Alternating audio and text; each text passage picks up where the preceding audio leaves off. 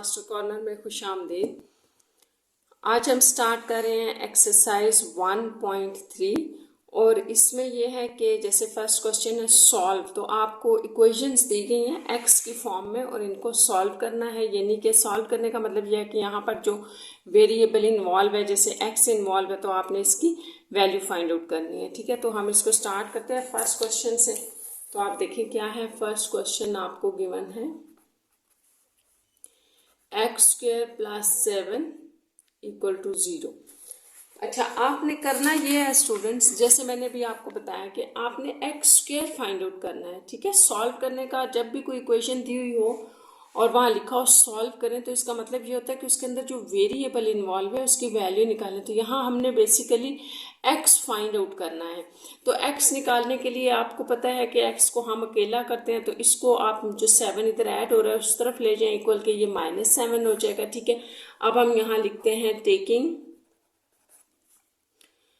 Taking root on both sides. आपने square root both sides पे लिया तो देखें यहाँ पे यूं आ जाएगा और ये। अब इसने तो अपना स्क्वायर रूट कैंसिल कर दिया, तो यहाँ x आ गया और -7 √7। अच्छा, √7 के नीचे -7 आ गया। अब आप देखें कि यहाँ पर हमारी बात ख़त्म नहीं होगी, क्योंकि हमारे पास जब भी इस तरह का क्वेश्चन आता है कि अंदर आपके पास माइनस आ जाता है, तो हम इसको आगे सॉल्व कर सकते हैं। एक कम्प्लेक्स नंबर में वो बेसिकली आंसर दे रहा होता है। ये हमने अभी 1.1 1.2 में एक्सरसाइज में पढ़ा है। तो यहाँ पर आपने ये करना है, जैसे ये -1 है ना, इसको सेपरेट कर दें। 7 हो गया सेपरेट, यूँ आ जाएगा। ठीक है, अब आप ये -1 को इसके साथ लिख लें और ये जो √7 है ये अलग आ जाएगा। अब आप इसको लिख सकते हैं, यहाँ पर आप लिख सकते हैं -1 अंडर रूट को हम आयोटा कहते हैं।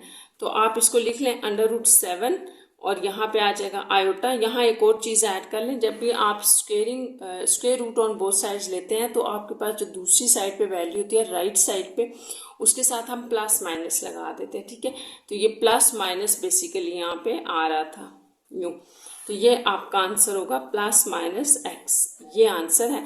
और आप इसको सोल्यूशन सेट में ऐसे लिखेंगे, सोल्यूशन सेट में आप इसको लिख लें, तो ये आपका सोल्यूशन सेट बन गया इसका। तो x आपने फाइंड आउट कर लिया। तो इसी तरह से हमने सेकंड क्वेश्चन भी करना है। सेकंड में भी आपको एक इक्वेशन दी गई है ये। ठीक है, यहाँ मुझे x फाइंड आउट करना है, तो x को आपने सेपरेट किया। x को हम अकेला करेंगे तो ये x² = -9 आ जाएगा। तो यहाँ पर भी आप उसी तरह से करें, taking square root on both sides. तो आपके पास यहाँ आ जाएगा, यहाँ पर ऐसे। ठीक है, प्लस माइनस ये तो कैंसिल आउट हो गया। आपके पास सिर्फ जो है वो x किसके इक्वल रह जाएगा, x जो है वो आपका ±9। तो हम इसको भी उसी तरह से कर लेते हैं। यहाँ पे दो वैल्यूज हैं आपके पास, एक है -1, सेपरेट कर लें, एक 9 है और इनके ऊपर रूट है और बाहर प्लस माइनस है। अच्छा, अब यहाँ पे अब आप स्क्वायर रूट अलग अलग अप्लाई करेंगे, तो इसको आप लिख देंगे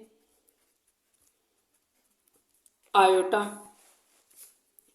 ये हो गया आयोटा, और 9 का रूट आपको पता है 3 होता है, तो ये फर्दर आपके पास +-3 आयोटा आ जाएगा x। इस तरह से जो आपका सोल्यूशन सेट बन जाएगा, यानी कि जो आप x की वैल्यू निकालेंगे उसको आप सोल्यूशन सेट में लिख दें, तो ये आपका आंसर होगा इसका। नेक्स्ट आपके पास इसी का 3 पार्ट है जिसमें हमने यही करना है, यानी कि इक्वेशन दी हुई है और उसको सॉल्व कर रहे हैं हम। तो x² + 100 है। तो यहाँ पर जो वैल्यू भी आपके पास प्लस में होगी वो उस तरफ जाके माइनस में हो जाएगी। ठीक है, और फिर जब आप स्क्वायर रूट लेंगे तो जाहिर है वो आपका माइनस जो होगा वो आयोटा में आ जाएगा। तो यहाँ आपने एक बात याद रखनी है कि अगर यहाँ माइनस हो ना, तो ये उस तरफ जाके तो प्लस ही रहेगा, तो यहाँ से तो सिंपल सी वैल्यू आ जाएगी, यानी कि x आपका आयोटा में नहीं आएगा। तो इसको हम सॉल्व करते हैं। उसी तरह से आप इसके दोनों साइड पे अगर रूट ले रहे हैं, स्क्वायर रूट लें, तो इस तरफ +-100, इन दोनों के ऊपर जो भी था ना आपके पास राइट साइड में, सब के ऊपर स्क्वायर रूट आ जाएगा। तो यहाँ पर आपके पास ये स्क्वायर रूट आ गया, इसके लिए अपना स्क्वायर रूट कैंसिल कर दिया, और यहाँ प्लस माइनस यहाँ आप फिर उसी तरह करें कि रूट के अंदर दो वैल्यूज हैं बेसिकली, -1 अलग है और 100 आपके पास अलग है। ये प्लस माइनस, अब यहाँ पर जब आप इनको अलग अलग स्क्वायर रूट दे रहे हैं तो आपके पास इसकी जो वैल्यू है वो आ गई आयोटा, और 100 का जो रूट होता है वो आपके पास होता है 10। तो इस तरह आपके पास जो सोल्यूशन सेट बन जाएगा वो भी लिख देते हैं +-10 आयोटा। तो इस तरह से ये आपके पास क्वेश्चन नंबर 3 का जो है वो आंसर है। नेक्स्ट आपके पास देखते हैं क्वेश्चन नंबर 4।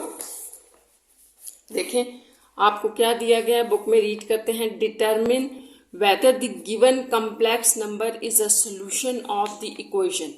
तो यहाँ पर सबसे पहले आपने ये समझना है कि क्वेश्चन आपसे क्या किया जा रहा है। क्वेश्चन ये है कि determine whether the given complex number, आपसे ये पूछा जा रहा है कि यहाँ पर जो आपको कम्प्लेक्स नंबर दिए गए हैं इन क्वेश्चंस के अंदर, ये देखें ये सारे कम्प्लेक्स नंबर हैं क्योंकि इनमें आयोटा इन्वॉल्व है। अच्छा, determine whether the given complex number is a solution of equation, और पूछा ये जा रहा है कि अगर ये जो आपके पास कम्प्लेक्स नंबर है क्या वो इस इक्वेशन का सोल्यूशन है या नहीं है। तो आपने एक बात सबसे पहले याद रखनी है कि सोल्यूशन का मतलब क्या होता है। तो सोल्यूशन का मतलब ये होता है कि जैसे यहाँ मैं अगर आपको कोई सिंपल सा नंबर दे दूँ, लेट्स सपोज 2 दे दूँ, 3 दे दूँ, और कहूँ कि क्या ये इसका सोल्यूशन है, तो वो 2 आपने बेसिकली x की जगह पुट करना है। पुट करें, सॉल्व करें, अगर आंसर 0 है तो इसका मतलब है 2 is the solution of this equation. Otherwise अगर ये 0 नहीं आ रहा तो आप कहेंगे 2 is not the solution of this equation. तो यहाँ पर सेम वही हमने प्रोसीजर करना है कि अगर आपको एक कम्प्लेक्स नंबर दिया गया है तो वो ये बताना है कि वो इसका सोल्यूशन है कि नहीं है। तो इसका मतलब ये है कि आप इस कम्प्लेक्स नंबर को इसके अंदर x की जगह पुट करके सिंप्लीफाई करें, चेक करें क्या आपके पास आंसर 0 आ रहा है कि नहीं आ रहा। तो हम इसको स्टार्ट कर रहे हैं क्वेश्चन नंबर 4 को।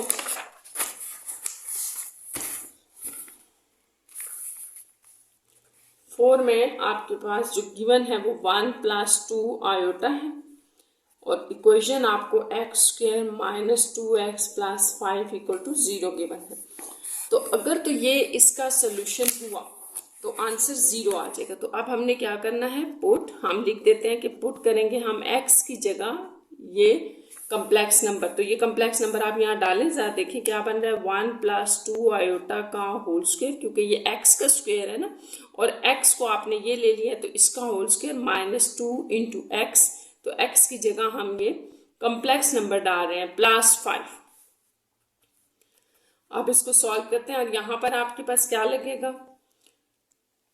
वही a + b का होल स्क्वायर का फार्मूला हम लगाएंगे। तो यहाँ a का स्क्वायर, ये हमारा b है, b का स्क्वायर +2ab, और इसको सिंपल मल्टीप्लिकेशन आपने अंदर कर देनी है, -2 - 4 आयोटा +5। तो यहाँ आपने क्या अप्लाई किया, यहाँ मैं साइड पे लिख देती हूँ a + b का होल स्क्वायर था, तो हमने a² + b² + 2ab इस पार्ट के ऊपर अप्लाई किया। अच्छा, अब आपने इसकी सिंप्लीफिकेशन करनी है, और देखें क्या आंसर आ रहा है, 1 का स्क्वायर तो हमारे पास 1 नहीं होता है, ठीक है, ये 1 आ गया, प्लस यहाँ पर स्क्वायर जो है वो आपका दोनों के ऊपर अप्लाई होगा, तो 2 × 2 = 4 और आयोटा स्क्वायर, यहाँ प्लस ये हो जाएगा 4 आयोटा -2 - 4 आयोटा +5, ये और ये कैंसिल हो जाएंगे क्योंकि सेम थे, ठीक है, और अपोजिट साइन था 1, ये -4 हो जाएगा इस आयोटा की वजह से, -2 + 5। यहाँ आप ऐसे करें कि सारे जो सेम ऐड करने वाले नंबर है उन्हें ऐड कर लें, ये 5 और 1 6 हो जाएगा, और ये दोनों माइनस में 6 होंगे, ठीक है, सेम जो थे वो एडिशन सेम साइन वाले आपस में सॉल्व हो गए, ठीक है, ये यहाँ पे आ गए, इस तरह ये कैंसिल इक्वल टू आंसर 0 आ गया। तो इसका मतलब ये हुआ कि गिवन जो आपको गिवन कम्प्लेक्स नंबर था, ठीक है, complex number is a solution of given equation, ठीक है, तो जो गिवन इक्वेशन का सॉल्यूशन है। तो आपने बस ये याद रखना है कि सोल्यूशन का क्या मतलब होता है। सोल्यूशन का मतलब ये होगा कि जब भी आप अपने इस कम्प्लेक्स नंबर को या कोई नंबर जो आपको दिया गया है उसके बारे में पूछा जा रहा है कि क्या ये इसका सोल्यूशन है, तो इस सोल्यूशन का क्या मतलब होता है। इस सोल्यूशन का ये मतलब है कि जब आप इस नंबर को उस x की जगह डालेंगे तो आंसर 0 आ जाए तो सोल्यूशन है, नहीं आएगा तो इसका मतलब कि ये 0 नहीं है। तो आप बस यहाँ पर इसको यस भी लिख सकते हैं कि ये इसका सोल्यूशन है। तो इसी तरह क्वेश्चन नंबर 5 हम करते हैं और उसमें भी हमने यही चेक करना है। जैसे वहां पर हमें ये 1 - 2 आयोटा ये कम्प्लेक्स नंबर दिया गया है, जबकि इक्वेशन आपके पास ये है, ये ठीक है। तो ये इक्वेशन वही है, पिछले 4 क्वेश्चन वाली है, लेकिन अब आपके पास जो कम्प्लेक्स नंबर है वो चेंज दिया गया है। तो सबसे पहले हमने क्या करना है, पुट करना है x की जगह ये कम्प्लेक्स नंबर। इस कम्प्लेक्स नंबर को यहाँ डालें तो ये आपको क्या दे रहा है कि x स्क्वायर, तो इसका मतलब कि इस नंबर का स्क्वायर -2 इंटू यही नंबर आ जाएगा, ठीक है। बाकी जहाँ पर फार्मूला अप्लाई हो रहा है अप्लाई करें, सिंप्लीफिकेशन करें, ऐड सब्ट्रैक्ट करें और देखें कि क्या आंसर आ रहा है। जैसे इसके ऊपर अब स्क्वायर का फार्मूला कौन सा है, a - b, तो ये हम लिख लेते हैं कि a square plus b square -2ab apply होगा। तो आप इसके ऊपर जब फार्मूला अप्लाई करेंगे तो देखें हमारे पास क्या आ रहा है,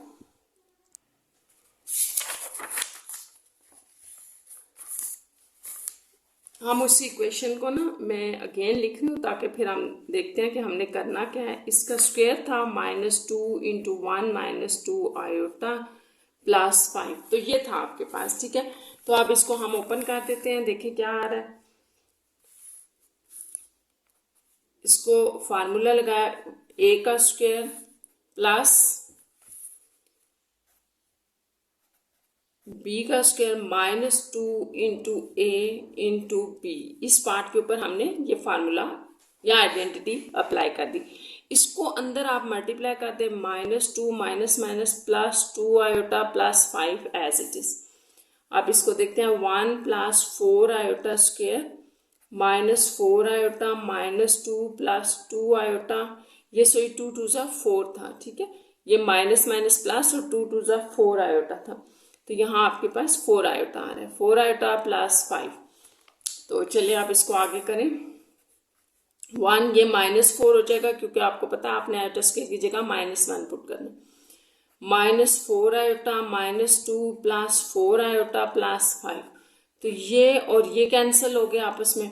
अब देखिए फिर 1 और 5 ये +6 हो जाएंगे, -4 और -2 -6, तो इस तरह से ये 0 आ गया। तो इसका भी मतलब हुआ यस, यानी कि जो आपके पास गिवन कम्प्लेक्स नंबर था वो गिवन इक्वेशन का जो है वो सोल्यूशन था, क्योंकि उसने उसको 0 कर दिया। अब आप इसी से रिलेटेड क्वेश्चन नंबर 6 देखें, क्योंकि जो 6 है उसमें भी आपको एक कम्प्लेक्स नंबर दिया गया है, ये है कम्प्लेक्स नंबर और ये है आपकी इक्वेशन जिसमें आपने इसको चेक करना है। तो आंसर इसका 0 होना चाहिए। तो पुट करते हैं हम, x की जगह 1 माइनस आयोटा यहाँ डालें ज़रा, क्या आ गया, 1 माइनस आयोटा का whole square +2 into 1 minus iota +2। तो यहाँ पर मैं आपको बता चुकी हूँ कि आइडेंटिटी लगाएंगे हम a - b का होल स्क्वायर वाली। तो अप्लाई कर दें इसको, a का स्क्वायर प्लस b का स्क्वायर -2ab दोनों आ गए, ठीक है। प्लस ये अंदर अप्लाई करें 2 - 2 आयोटा, अंदर दोनों मल्टीप्लाई हो गए, और +2, 1 का स्क्वायर 1 और आयोटा स्क्वायर को आप -1 कहते हैं। यहाँ पर आपके पास -2 आयोटा +2 -2 आयोटा +2, तो इनको हम आपस में अब सिंप्लीफाई कर लेते हैं। ये देखें आपके पास है ये +1 और -1 आपस में कैंसिल हो गए, ये वाला और ये इमेजिनरी में सॉल्व होगा, रियल और रियल में ये 2 और 2 हैं, तो आप इसको 4 लिख लें और ये -4 आयोटा।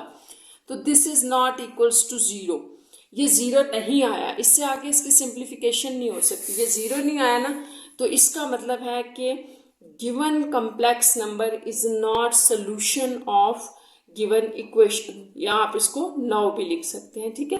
तो ये आपके पास गिवन इक्वेशन का सोल्यूशन नहीं था कम्प्लेक्स नंबर। अच्छा, जो आपका 7 नंबर क्वेश्चन है उसमें भी आपको स्टूडेंट्स इसी तरह से एक कम्प्लेक्स नंबर दिया गया है। ठीक है, मैं आपको दिखा देती हूँ हम क्या कर रहे थे।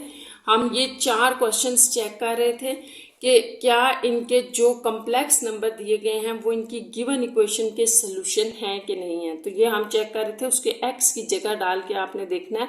अगर आंसर 0 आ जाए तो इसका मतलब है सोल्यूशन है, ना 0 आए तो इसका मतलब है कि वो सोल्यूशन नहीं है। तो 7 क्वेश्चन हम लिख रहे थे, इसमें हमारे पास जो कम्प्लेक्स नंबर है वो है सिर्फ एक आयोटा दिया गया, जबकि इक्वेशन आपको ये दी गई है। तो चलिए इसको भी पुट करते हैं, एक्स की जगह आयोटा डाल दें तो आपकी ये इक्वेशन क्या आ जाएगी, आयोटा का स्क्वायर प्लस 1। तो ये बड़ी आसान सी यहीं पर हो जाएगी, क्योंकि आप कहते हैं ना आयोटा का स्क्वायर -1 है, तो -1 + 1, तो ये आपको 0 दे दिया। इसका मतलब हुआ कि गिवन जो कम्प्लेक्स नंबर है वो इस इक्वेशन का सोल्यूशन है। तो ये इतना ही सा था। ठीक है, नेक्स्ट अब आप देखें क्वेश्चन नंबर 8 में है फैक्टराइज द एक्सप्रेशन। आपको इन एक्सप्रेशंस को फैक्टराइज करना है। ठीक है, इन क्वेश्चंस में यहाँ पर आपने स्टूडेंट्स एक बात याद रखनी है कि जो क्वेश्चन नंबर 1 है और क्वेश्चन नंबर 8, 9, 10 इसमें क्या डिफरेंस है। इन दोनों में ये डिफरेंस है कि यहाँ लिखा था सॉल्व के साथ आपको इक्वल के दूसरी तरफ 0 दिया था, यानी कि एक इक्वेशन दी गई थी। इस इक्वेशन में से आपने x फाइंड आउट करना था, और इसमें आपने ये क्या करना है, ये इक्वेशन नहीं है। इक्वेशन वो होती है जिसमें इक्वल टू इक्वल दिया हुआ हो। ठीक है, इक्वल के दूसरी तरफ कुछ दिया हो या इक्वल के दूसरी तरफ 0 हो। तो इसके ये जो आपको दिया है इसको हम अलजेब्राइक एक्सप्रेशन कहते हैं। तो ये अलजेब्राइक एक्सप्रेशन आपके पास फैक्टराइज हो सकते हैं, ठीक है, सॉल्व नहीं हो सकते। तो सॉल्व होने के लिए फिर क्या जरूरी था कि यहाँ पे इक्वल भी दिया हुआ होता। तो फैक्टराइज का मतलब है कि आपने इनको सिंपल फैक्टराइज करना है। तो देखते हैं हम इसकी फैक्टराइजेशन कैसे करते हैं। तो आपके पास क्वेश्चन नंबर 8 है, x² + 16। अब इतना है ना, तो आपने सोचना है कि कौन सा फार्मूला लगेगा या हम कौन सा कंप्लीटिंग स्क्वायर करेंगे, क्या करेंगे यहाँ पर कि यहाँ पर कोई फार्मूला क्लोज हो जाए और ये फैक्टराइज हो जाए। तो यहाँ हमें एक चीज़ नज़र आ रही है कि अगर हम इसको a² मान लें तो ये क्या है, ये b² है। देखें ये क्योंकि 4 का स्क्वायर है, इसका मतलब है कि किसी फार्मूले को क्लोज करने के लिए मेरे पास अगर a² भी है b² भी है तो मिसिंग क्या है, 2ab मिसिंग है। तो वो 2ab आपने यहाँ डालना है और इसको कहते हैं कि हम जो है वो इसको कंप्लीट करेंगे फार्मूले को। ठीक है, बाय कंप्लीटिंग स्क्वायर हम इसकी फैक्टराइजेशन कर रहे हैं। तो कंप्लीट आप कैसे करेंगे, +2 ये चीज़ आप अपने पास से डाल रहे हैं, क्या होगा 2a आपका ये था और b4 है ये। तो अगर ये चीज़ जो आपने यहाँ डाली है ये आपने अपने पास से डाली है तो यही माइनस भी करनी पड़ेगी। ठीक है, ये फैक्टराइजेशन में आपने पढ़ा होगा कि जब भी कोई चीज़ हम अपने पास से ऐड करते हैं एक एक्सप्रेशन के अंदर या एक इक्वेशन के अंदर तो उसको सब्ट्रैक्ट भी करना पड़ता है। अब यहाँ पर हमारे पास एक फॉर्म बन रही थी x² + 4 का स्क्वायर, ठीक है, लेकिन सेकंड फॉर्म नहीं बन रही। अब आप यहाँ देखें, इसको तो हम क्लोज कर देंगे, बड़ा आसान है, x + 4 का होल स्क्वायर। अब यहाँ पर 4 × 8x आ गया, तो इसको आप क्या फैक्टराइज कर सकते हैं, हम इसको फैक्टराइज नहीं कर सकते। तो कैसे पता चल रहा है, क्योंकि यहाँ पर तो हमारे पास कुछ बना ही नहीं। अगर तो हमारे पास ये फॉर्म बन जाए ना a² - b² वाली, फिर तो हम फैक्टराइज कर लेते हैं।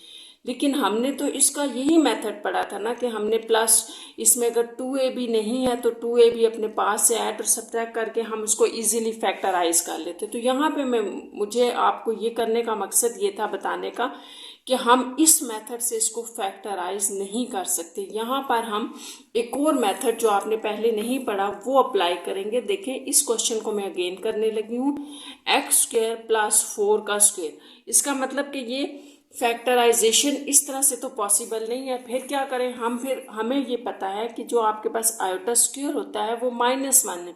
तो अगर मैं इसको थोड़ा सा चेंज करके ऐसे बना लूँ, यहाँ माइनस लगा लूँ और 4 आयोटा का होल स्क्वायर ले लूँ, तो जब आप इस तरह से इसकी फैक्टराइजेशन हो जाएगी। जब आप इस तरह से इसको ओपन करते हैं तो ये दोबारा यही बन रहा है। ठीक है, इसको आप रफ में देख सकते हैं। देखिए, इसको मैं अगर ओपन करूँ ना तो एक्स स्क्वायर माइनस 4 को जब ये स्क्वायर मिलेगा और आयोटा स्क्वायर को, तो क्या आ जाएगा 4 की जगह 16 और आयोटा स्क्वायर। फिर जब आप अगले स्टेप में 16 इंटू -1 कर रहे हैं तो एक्स स्क्वायर प्लस 16, तो ये देखें फिर से वही हमारा क्वेश्चन बन रहा है। तो इसका मतलब यह है कि इसकी फैक्टराइजेशन इस मेथड से पॉसिबल नहीं थी, हमें आयोटा डालना पड़ेगा तब इसकी फैक्टराइजेशन पॉसिबल होगी। और आपने एक बात याद रखनी है कि जब आप इस नंबर के साथ डाल रहे हैं आयोटा, तो फिर आपको एक बाहर माइनस लेना पड़ेगा, प्लस नहीं लेना पड़ेगा। जब आप माइनस लेंगे तो ये आपके पास इसके साथ कंपनसेट हो जाएगा। जैसे आपके अगर 2 समझ लें माइनस आपने ले ली और एक माइनस को आपने आयोटा स्क्वायर ले लिया, ये इस तरह से भी है। तो अब अगर आपको ये बात समझ आ गई है तो बस इसकी फैक्टराइजेशन हो गई। कैसे होगी, क्योंकि हमें पता है कि a square minus B square form आ जाए, तो इसकी फैक्टराइजेशन में हम इसको ये लिखते हैं। तो यहाँ पर आपके पास बन चुकी है a square minus B square form. तो ये आप लिख सकते हैं ए प्लस बी, क्योंकि यहाँ पर बी जो है वो आपका पूरा 4 आयोटा है, और ए माइनस बी, तो ये इसकी फैक्टराइज्ड फॉर्म है। तो होपफुली आपको समझ आ गया होगा। जब हम इसके मज़ीद आगे क्वेश्चंस करेंगे ना, वो भी इसी तरह के हैं कि आपने उनको किस तरह से फैक्टराइज करना है, तो उसमें भी हम आयोटा लेंगे तो वो आपको समझ आ जाएगा। जैसे देखें इसी का 9 क्वेश्चन है जिसमें हमने फैक्टराइजेशन करनी थी, और 9 क्वेश्चन है आपके पास ए स्क्वायर प्लस बी स्क्वायर। तो अब आपको ये तो समझ आ गया होगा कि इसके साथ हम 2ab ऐड और सब्ट्रैक्ट नहीं कर सकते, क्योंकि उससे हमारा ये जो एक्सप्रेशन है ये फैक्टराइज नहीं होगा। तो ये बात समझ आ गई कि हमने यहाँ पर क्या करना है, एक माइनस लेना है और बी के साथ एक आयोटा लेके ऐसे, ठीक है। तो ये इस तरह से फैक्टराइज होगा। जब आप इसको रिवर्स करते हैं ना तो ये इजीली बन रहा है, क्योंकि आयोटा स्क्वायर की जगह माइनस आ जाएगा, वो इस माइनस को प्लस कर देगा और B square as it is. तो इस तरह ये फैक्टराइजेशन हो गई। बस आपने यहाँ से आगे लिखना है कि as A square minus B square हो, तो आप कहते हैं A plus B A minus B. तो यहाँ पर आपके पास अब ए तो ए है, लेकिन बी ये पूरी टर्म है, बी आयोटा है। तो इस तरह ये आपके पास बना ए प्लस बी आयोटा हो जाएगा, ठीक है, और ए माइनस बी आयोटा। तो ये इसकी फैक्टराइज्ड फॉर्म है a square plus B square की। तो नेक्स्ट जो आपके पास क्वेश्चन है, क्वेश्चन नंबर 10, सेम ऐसे ही है, क्योंकि वहां पर भी आपने फैक्टराइज ही करना है और बीच में प्लस है, ठीक है। ये आपने बस ये याद रखना है कि ये फैक्टराइजेशन आयोटा वाली हम कहाँ करेंगे, हम वहां करेंगे जहां बीच में एडिशन होगी। अगर आपका यही क्वेश्चन कुछ इस तरह से हो ना, तो फिर तो आपको आयोटा लेने की जरूरत ही नहीं है। आपकी ये ए टर्म है एक्स स्क्वायर, और इसको आप 5y का होल स्क्वायर कह के तो बस फैक्टराइज कर दें। यहाँ पर जैसा कि हमारे पास प्लस आ रहा है, तो तब हम इसको आयोटा से ही करेंगे। प्लस 5y का होल स्क्वायर था, यहाँ पे सॉरी आयोटा ऐड करना था, यहाँ मैं कर देती हूँ माइनस लगाना था यहाँ पे, ठीक है। फिर 5y आयोटा का स्क्वायर, तो ये पूरी टर्म इस तरह बनेगी। फिर यहाँ हम बता देते हैं कि जब भी हमारे पास ए स्क्वायर माइनस बी स्क्वायर की फॉर्म होती है, तो हम इसको ए plus B A minus B लिखते हैं। तो यहाँ पे फिर आपके पास बन जाएगा ए प्लस, ये आपका बी है, कंप्लीट बी में क्या आ रहा है 5y आयोटा, और साथ में x माइनस ये 5y आयोटा आ गया। तो ये आपके पास इसकी फैक्टराइज्ड फॉर्म है। ये यहाँ तक आपके क्वेश्चन नंबर 10 कंप्लीट हो गए हैं, 10 तक हो गए हैं। नेक्स्ट देखते हैं क्वेश्चन नंबर 11 में आपसे क्या पूछा जा रहा है। तो क्वेश्चन नंबर 11 है solve the following system of the linear equations. तो सिस्टम ऑफ लीनियर इक्वेशंस का क्या मतलब है कि आपको 2 लीनियर इक्वेशंस दी गई हैं और सॉल्व, फिर सॉल्व आ गया वर्ड। तो सॉल्व का मतलब यह है कि इनके अंदर जो कांस्टेंट्स या वेरिएबल इन्वॉल्व हैं आपने वो फाइंड आउट करने हैं। तो आपके पास यहाँ पर फिर क्या कांस्टेंट्स या वेरिएबल इन्वॉल्व है, जी और डब्ल्यू। तो आप जी और डब्ल्यू की वैल्यूज निकालेंगे यहाँ से भी और यहाँ से भी। बस आपने जो आपके पास साइमल्टेनियस लीनियर इक्वेशंस होती थी आपने कभी पढ़ी होंगी एक्स और वाई में, और एक्स और वाई आपने फाइंड आउट करना है। तो बस यहाँ पर हमने वही मेथड अप्लाई करना है। आप यूं समझ लें कि यहाँ पे आपके पास एक्स और वाई है, एक्स और वाई, तो आप कैसे उनको सॉल्व करते हैं, बस वही हमने यहाँ मेथड अप्लाई करना है। जैसे हमारे पास अब क्वेश्चन नंबर 11 है, तो ये मैं आपको बताती हूँ हम कैसे करेंगे इसको solve. z minus 4 W is equals to 3 iota है और 2Z plus 3W is equals to 11 minus 5 iota. तो जैसे मैंने आपको बताया ना कि इक्वेशंस है सॉल्व करनी है, तो आपकी मर्जी, आप जैसे मर्जी कर लें। यहाँ से z की वैल्यू निकाल के यहाँ डाल के सॉल्व कर लें, या आप इनको इनमें से किसी एक वेरिएबल को सेम कर लें। जैसे ये 2z है तो इस इक्वेशन को 2 से मल्टीप्लाई करके इससे सब्ट्रैक्ट कर लें। तो जो आपको मेथड इजी लगता है आप उससे कर लें। तो मैं ऐसे कर रही हूँ कि इसको मैंने कह दिया है ये इक्वेशन 1 है और ये आपके पास इक्वेशन 2 है। तो हम यहाँ कहते हैं कि मल्टीप्लाई इक्वेशन 1 बाय 2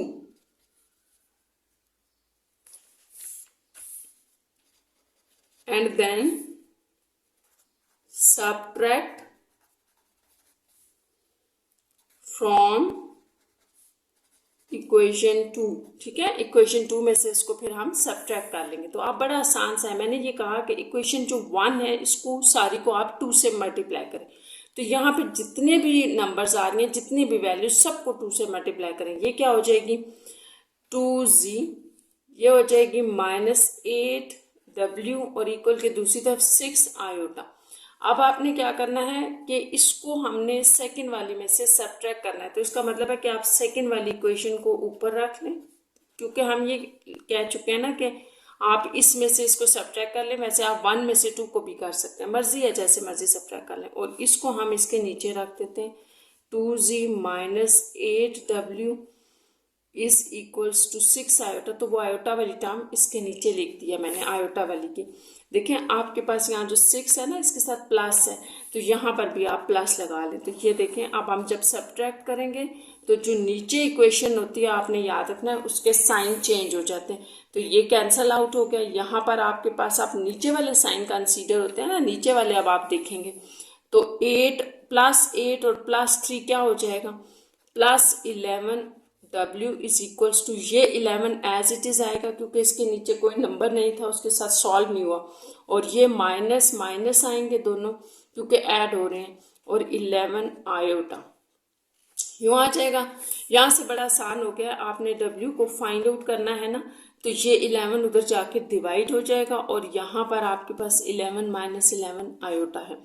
तो अब आप यूँ करें कि इस 11 को अंदर मल्टीप्लाई कर दें अगर, तो ये 11/11 यानी कि इसके नीचे भी आ जाएगा और इसके नीचे भी आ जाएगा। इस तरह ये कैंसल आउट हो गए, यहाँ रह गया 1 माइनस आयोटा। इस तरह आपके w की वैल्यू ये आ गई। तो जैसे कि मैंने आपको बताया था कि आप कर क्या रहे हैं, w और z की वैल्यू फाइंड आउट कर रहे हैं। तो w तो हमने फाइंड आउट कर ली। अब आपने दोबारा कहाँ आना है, दोबारा आपने अपनी गिवन इक्वेशंस पे आना है। ये जो 2 इक्वेशंस, इनमें से आपकी मर्जी, आप जिस मर्जी में w की वैल्यू डाल दें तो z सॉल्व होके आ जाएगा। तो ये जो फर्स्ट वाली इक्वेशन है ना, मैं इसमें डाल रही हूँ क्योंकि ये ज़रा छोटी है। ठीक है, ये थोड़ी बड़ी लग रही थी तो इसमें डालें, या इसमें भी डालेंगे तो आंसर सेम आएगा। तो इस इक्वेशन में डालते हैं हम। तो अब आप कहें पुट इन इक्वेशन 1। तो 1 के अंदर अगर आप डालते हैं तो वो क्या है, पहले मैं लिख देती हूँ, ऐसे है ना वो। ठीक है, इसके अंदर हमने w की वैल्यू डालनी है। तो z एज इट इज़, ये z आपके पास एज इट इज़ -4, w की वैल्यू डालेंगे यहाँ, और 3 आयोटा। तो यहाँ से आपके पास z की वैल्यू आ जाएगी सिंप्लीफाई करके, ये -4 + 4 iota, -+ +4 iota is equal to 3 iota. तो यहाँ से आपके पास आगे क्या वैल्यूज आएंगी, यहाँ आप इसको लिख लें। उन्हीं वैल्यूज को मैं यहाँ दोबारा लिख रही हूँ। हमारे पास ये आ गया था ना ये, तो यहाँ वैल्यू देखें, ये 4 है, आप इसको उधर ले जाएं, ये भी उधर ले जाएं, इक्वल के दूसरी तरफ, क्योंकि हम z फाइंड आउट कर रहे हैं। तो जिसको फाइंड आउट करते हैं उसको बिल्कुल सेपरेट करते हैं। ये माइनस का है, उधर जाके प्लस हो जाएगा, ये प्लस है -4 आयोटा और ये +3 आयोटा। तो अब आप देखें ये दोनों इमेजिनरी हैं, आपस में सॉल्व कर लें तो माइनस आयोटा, ये z की आपके पास वैल्यू आ गई। तो इस तरह जो आपने w की वैल्यू निकाली है वो क्या है वो लिख लेते हैं, और z की जो निकाली है वो 4 माइनस आयोटा। तो इस तरह ये 2 रिक्वायर्ड वैल्यूज थी जो आपने फाइंड आउट की हैं। ये आपका इसका आंसर है। क्वेश्चन नंबर 12 इसका स्टार्ट करते हैं। इसमें भी आपको दो लीनियर इक्वेशंस दी गई हैं, लिख लेते हैं।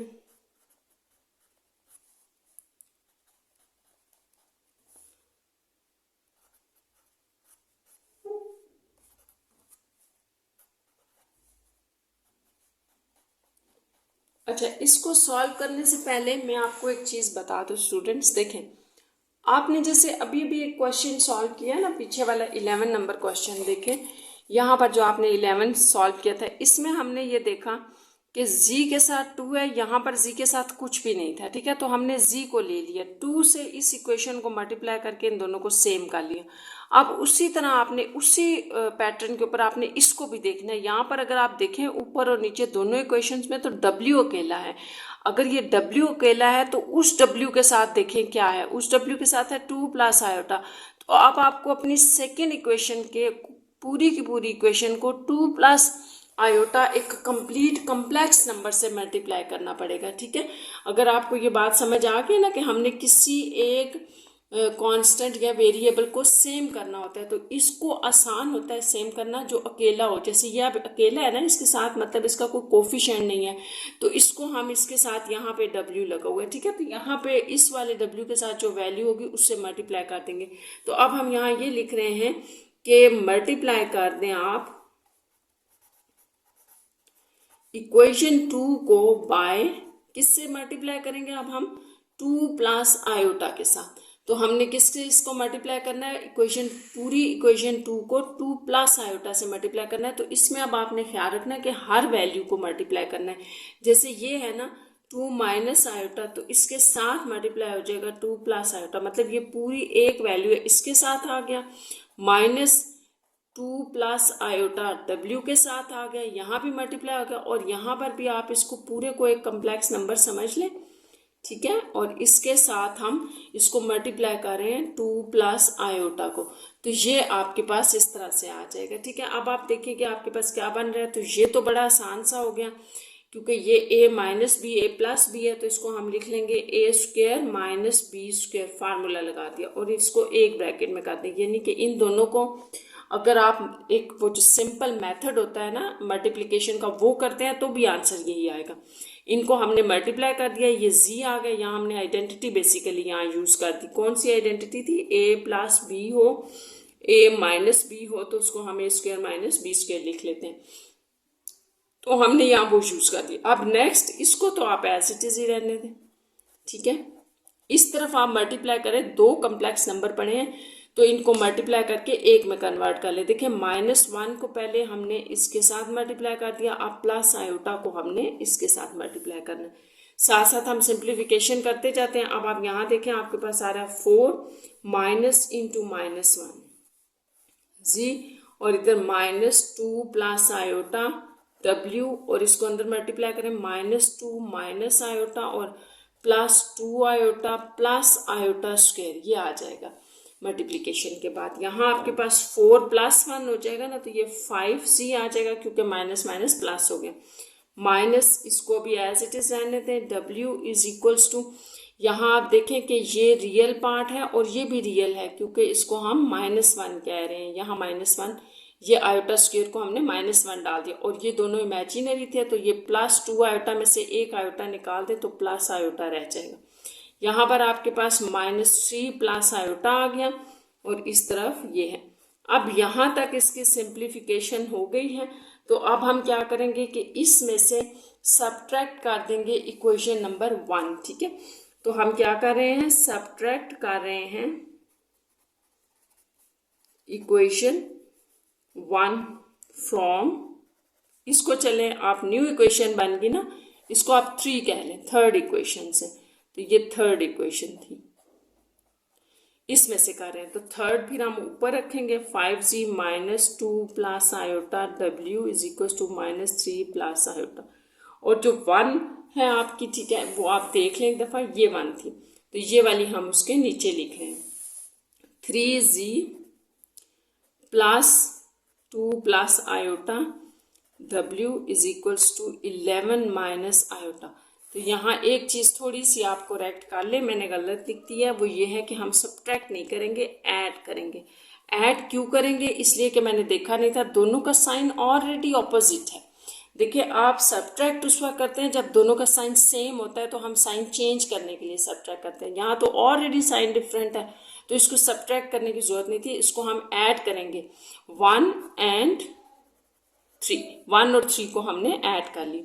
तो जब आप ऐड कर रहे हैं ना, तो देखिए ये और ये बिल्कुल सेम है, तो कट जाएंगे, सिर्फ साइन डिफरेंट है। यहाँ पर आपको क्या नजर आ रहा है? +5 +3, तो 8z इज इक्वल्स टू, यहाँ पर आप आ जाए, नंबर नंबर में सॉल्व होंगे और आयोटा आयोटा में, यानी कि रियल पार्ट रियल में सॉल्व होगा और कम्प्लेक्स कम्प्लेक्स में। तो +11 में से 3 आप माइनस कर दे तो 8, और यहाँ पर ये दोनों ही कट गए क्योंकि प्लस आयोटा था और माइनस आयोटा, तो ये भी कट गए। आपके पास जो z आ गया वो 8/8 है, क्योंकि ये यहाँ मल्टीप्लाई हो रहा है, उस तरफ जाके डिवाइड हो जाए। तो ये बड़ा आसान हो गया, z की वैल्यू हमारे पास 1 आ गई है। अब आपके पास z की वैल्यू 1 है, तो आप इस z की वैल्यू 1 को चाहे 1 इक्वेशन में, चाहे 2 में, चाहे 3 में, जिस मर्जी में डाल दें, आपके पास w आ जाएगा। तो हम इसको फिर अगेन इक्वेशन 1 में डाल रहे हैं। ठीक है, मैं इसको इक्वेशन 1 में पुट करूँ, तो इसको लिख लेते हैं कि हमारे पास जो z की वैल्यू है वो क्या आ गई थी? 1। ठीक है, तो पुट इन इक्वेशन 1, इसको हम इक्वेशन 1 में पुट कर देते हैं। तो हमारे पास देखें अब क्या आएगा, थोड़ी सिंप्लीफिकेशन करनी पड़ेगी। इक्वेशन 1 थी हमारे पास, पहले मैं लिख देती हूँ 3z + 2 + आयोटा w। मैंने आपको बताया ना, आप किसी भी इक्वेशन में इसको डाल सकते हैं। तो यहाँ पर हम z की वैल्यू अगर 1 डाल दें तो 3 × 1 हो जाएगा, यहाँ से हमारे पास w आ जाएगा, लेकिन आपको थोड़ी सी सिंप्लीफिकेशन करनी पड़ेगी। यहाँ गए, यहाँ पे 3 रह गया, +2 + आयोटा। ये बेसिकली जो वैल्यू है ना, ये w का कोफिशिएंट है, ये सबसे आखिर में इसके साथ से आपने हटाना है। तो सबसे पहले ये 3 उस तरफ जाएगा इक्वल के, क्योंकि हम आहिस्ता आहिस्ता w को सेपरेट कर रहे हैं, क्योंकि हम w की वैल्यू फाइंड आउट कर रहे हैं। तो 3 उस तरफ ले जाएं ज़रा, 11 - आयोटा -3, क्योंकि इस तरफ +3 था, उस तरफ जाके -3 हो जाएगा। ये +11 है। अब रियल पार्ट रियल में सॉल्व होगा, यहाँ आपके पास आ जाएगा 8 - आयोटा और यहाँ 2 + आयोटा w। तो अब आपने w को फाइंड आउट करना है। तो ये सारा नंबर जो इसके साथ एक कम्प्लेक्स नंबर पड़ा हुआ है, ये बेसिकली क्या हो रहा है, ये इसके साथ मल्टीप्लाई हो रहा है, तो दूसरी तरफ जाके ये डिवाइड हो जाएगा। अब आप ये नहीं कह सकते कि हमने w फाइंड आउट कर लिया है, यहाँ पर आपकी बात खत्म नहीं होगी, क्योंकि हमेशा कम्प्लेक्स नंबर हमारे पास डिवीजन में नहीं होना चाहिए। हम कहते हैं नहीं होगा, ठीक है, तो w आपको सिंप्लीफाई करना पड़ेगा, नीचे से इसका कम्प्लेक्स नंबर हटाना है। ठीक है, उसके लिए आप क्या करते हैं, नीचे से कम्प्लेक्स नंबर हटाने के लिए हमेशा जो नीचे डिनोमिनेटर में कम्प्लेक्स नंबर दिया हुआ होता है, उसके कॉन्जुगेट से हम मल्टीप्लाई डिवाइड करते हैं। तो बस आप ये सिंप्लीफाई कर लें, तो ये आपका w आ जाएगा। अब ये दोनों ऊपर वाले जो हैं ये आपस में ऐसे, ठीक है, मल्टीप्लाई हो रहे हैं, ऊपर वाले ऊपर मल्टीप्लाई हो गए और नीचे आपके पास वही आइडेंटिटी लग गई, a + b a - b is equals to a² - b²।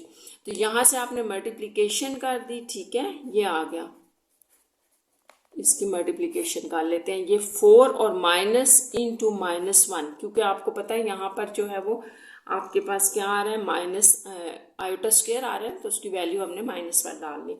अब देखें आपके पास ऊपर क्या रह गया, ऊपर जो मल्टीप्लिकेशन बन रही है वो हम करेंगे। ये इसको मैंने दोबारा लिख लिया, नीचे 4 + 1 5 आ रहा था, इसको ज़रा आप मल्टीप्लाई करें और यहाँ -2 iota + iota square divided by 5। ये रियल है, ये भी रियल है, तो इसको इस तरफ ले आए -1 करके, और ये दोनों इमेजिनरी थे। -10 आयोटा, क्योंकि -8 आयोटा है, -2 आयोटा है, और इसको आप -10 आयोटा कहेंगे, क्योंकि सेम साइन है तो ऐड होंगे, साइन वही आ जाएगा 5। तो ये 16 + 16 -1 आपके पास आ जाएगा 15 - 10 आयोटा ओवर 5। यहाँ आप एक और काम करें, 5 कॉमन ले लें, 5 कॉमन लेंगे ना, 5 3 -5 2 डिवाइडेड बाय 5, तो ये भी कैंसिल हो गया। इस तरह से जो आपके पास w की वैल्यू आ गई 3 - 2 आयोटा है, और z की आप निकाल चुके हैं ऑलरेडी 1। तो ये आपके पास रिक्वायर्ड सोल्यूशन था उन इक्वेशंस का जो हमें दी गई थी इक्वेशंस।